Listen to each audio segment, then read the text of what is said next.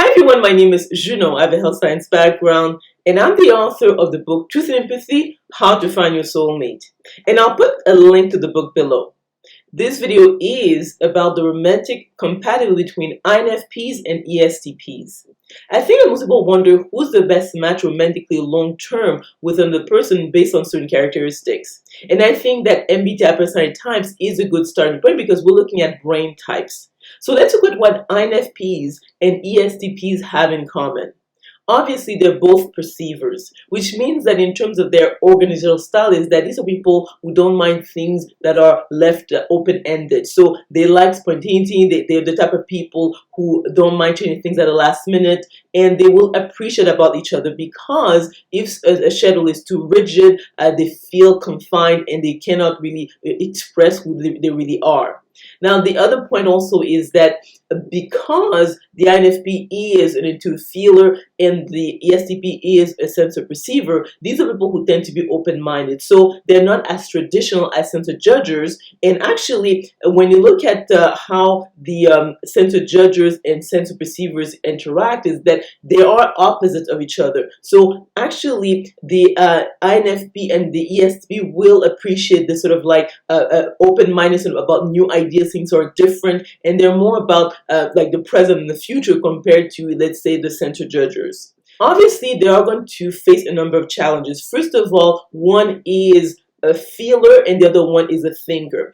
And when it comes to relationships, feelers, because they are right brain dominant and they are focused on people and relationships, they fare better than thinkers. So the ESTP, being left brain dominant, doesn't really put a lot of emphasis on their relationships. So these people are object oriented and they're more focused on logic than trying to look at ethics and morals and all the subtleties or the emotional aspect of a relationship. So that will be a challenge.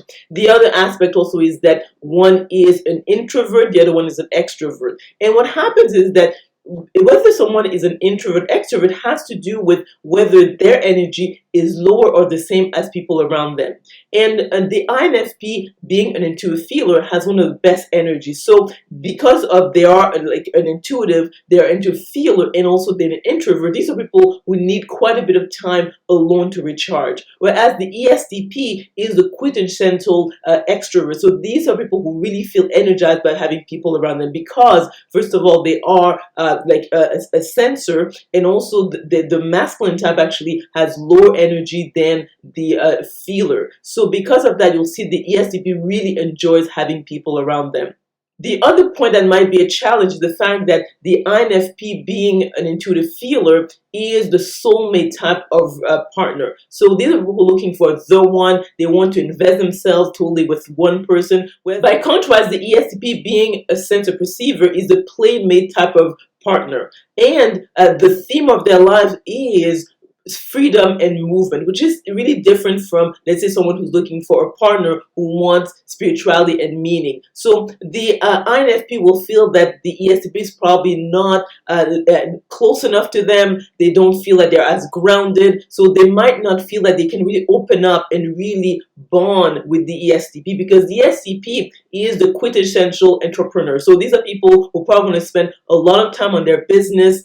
They might work like 15 hours a day, 6 days a week, especially when they're young and they're building, their career. So the INFP will feel that there's not enough time, spent together to actually build that relationship. And especially when it comes to intuitive feelers, their relationship is the heart of who they are. So being with someone who doesn't value as much their relationship, especially their romantic relationship, will means that the INFP will not feel fulfilled. So to summarize, the INFP ESTP pairing is a poor match. Yes, they are both perceivers, they're both the type to be open-minded, but they will face a number of issues. One is a feeler, the other one is a thinker. One is an intuitive feeler, the other one is a sensor perceiver. One is also very much wants to bond and also wants a lot of time alone because they are an introvert, whereas the other one likes to interact with others. They are focused more on, let's say, their business. So these are people who are more object-oriented than people-oriented. So you will see that in the terms of the pairing, probably the INFP will be less fulfilled than the ESTP.